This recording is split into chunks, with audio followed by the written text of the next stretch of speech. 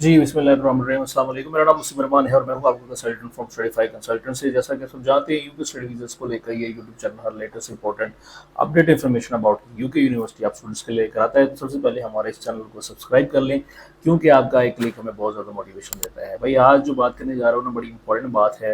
और इस जो वक्त चल रहा है, जो ये स्टेज चल रही है हमारे आफ्टर कैश, सबसे ज़्यादा ज़रूरी होती है हमारे लिए बैंक स्टेटमेंट होना।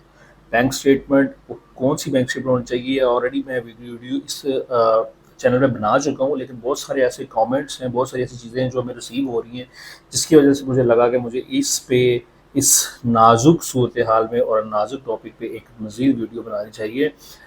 वीडियो का टाइटल जो है आप लोगों ने देख लिया होगा, virtual bank statement. What is virtual bank statement? Virtual bank statement basically है क्या भाई? वर्चुअल बैंक स्टेटमेंट बेसिकली एक तुक्का है, ड्रामा है और फ्रॉड है।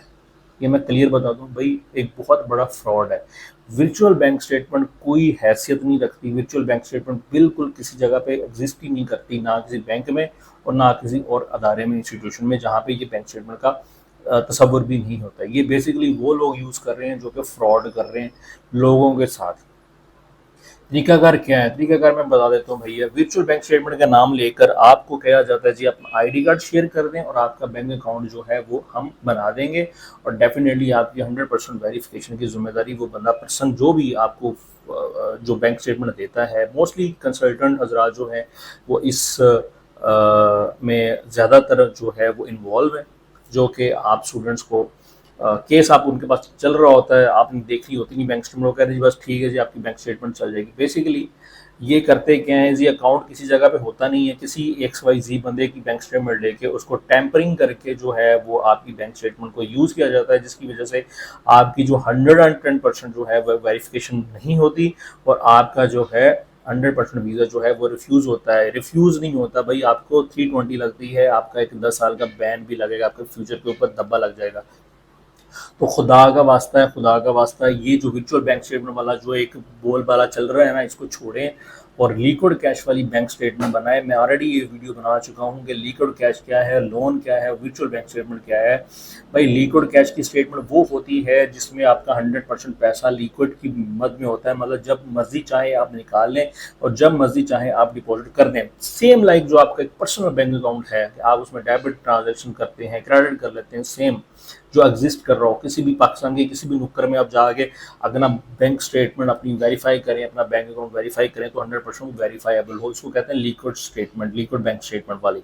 दूसरी बैंक स्टेटमेंट होती है लोन बैंक स्टेटमेंट। लोन वाली क्या होती है कि भाई फंड्स जो हो, सपोज करें मेरे पास फंड्स हैं या आपके पास फंड है, 50 लाख रुपए अपने आपको बैंक स्टेटमेंट की रिक्वायरमेंट है, 50 लाख रुपए अपने बैंक में डाला है और बाद में जो बैंक आपको लोन प्रोवाइड करता है वो फिजिकली लोन नहीं होता, बेसिकली वो ट्रांजैक्शन ही लोन होता है। बस वो ट्रांजैक्शन आती है, बस वो एक एक टर्म्स में होता है, बस जो है वो एक सिस्टमाइज ट्रांजेक्शन होती है। वो बेसिकली फिजिकली नहीं होता, 100% आपको जो है वो लोन बैंक ने दे देना है। अगर सपोज करें 50 लाख रुपए मैंने डिपॉजिट करवाया है, उसके ऊपर 45% जो है, सॉरी 95% या 90% जो लोन होता है 45 लाख रुपीज़ वो बैंक आपको दे देता है। अगर किसी आप इन्वेस्टर या किसी बंदे से आप पैसे ले रहे हैं, 50 लाख रुपये अपना डालेगा, 10 लाख रुपये आपका डलवाएगा, वो अपना बाद में 50 लाख रुपया निकलवा लेगा, 10 लाख रुपये आपका और 40 लाख रुपया बैंक का डाल के आपकी 50 लाख रुपए की जो शो मनी है वो आपके बैंक में हो रही होती है। लेकिन उसका सबसे बड़ा लॉस क्या है?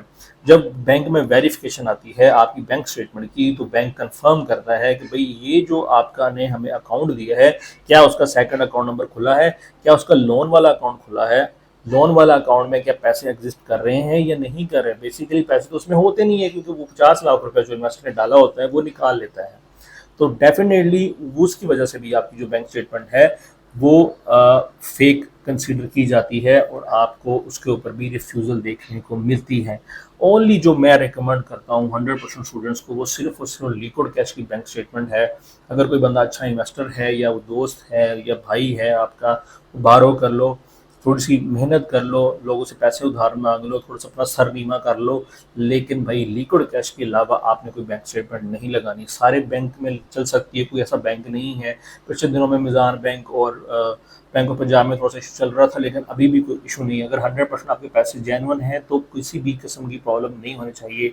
आपको याद होगा पिछले साल जो है पिछले साल से 2 साल पहले या 1.5 साल पहले जो पिछला इंटेक था उसमें बैंक स्टेटमेंट ट्रस्ट बैंक था एक लाहौर में, बहुत ज़्यादा बैंक स्टेटमेंट चली हैं। बेसिकली वो भी यही वर्चुअल बैंक स्टेटमेंट ही थी वो 28 डेज आपको पुराने करके भी दे देते थे, कोई उसमें कंसिडर ही नहीं हो रही थी ट्रांजेक्शन्स। ठीक है, जस्ट आप जाओ 2 दिन के अंदर आप बैंक स्टेटमेंट ले लो, फंड्स ट्रांसफ़र भी नहीं होते थे उसमें, आपने व्हाट्सएप पे डॉक्यूमेंट्स भेजने हैं और आपको 2 दिन के अंदर वो व्हाट्सएप पे बैंक स्टेटमेंट आ जाती थी। तो भाई सेम वही वर्चुअल स्टेटमेंट है जो आप लोगों के साथ फ्रॉड हो रहा है, धोखा हो रहा है। एक मेरा स्टूडेंट है, उसने मुझे ये स्टेटमेंट सेंड की है कि सर ये स्टेटमेंट है। मैंने पूछा कि भाई किस मैसेज से बनवाई है, कहाँ से बनवाई? उसने मुझे बोला सर मैं ये वर्चुअल बैंक की स्टेटमेंट है और ये जो है वो उन्होंने मुझे बोला था कि यूबीएल के स्टेटमेंट हम देंगे तो आप जहाँ से मर्जी वेरीफाई कर लें, आपकी गारंटी हम देंगे 100%। अगर आप 2.5 लाख रुपए हमें दे रहे हैं तो हम आपको 5 लाख रुपया